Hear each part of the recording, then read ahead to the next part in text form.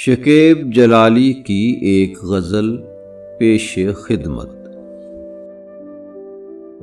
वहाँ की रोशनियों ने भी जुल्म ढाए बहुत, मैं उस गली में अकेला था और साए बहुत।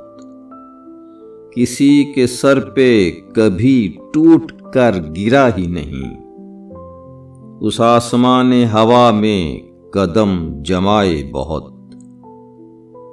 न जाने रुत का तसर्रुफ था या नजर का फरेब, कली वही थी मगर रंग झिलमिलाए बहुत। हवा का रुख ही अचानक बदल गया, वरना महक के काफिले सहरा की समत आए बहुत। ये कायनात है मेरी ही खाक का जर्रा,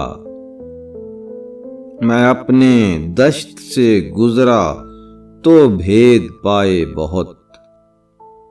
जो मोतियों की तलब ने कभी उदास किया, तो हम भी राह से कंकर समेट लाए बहुत।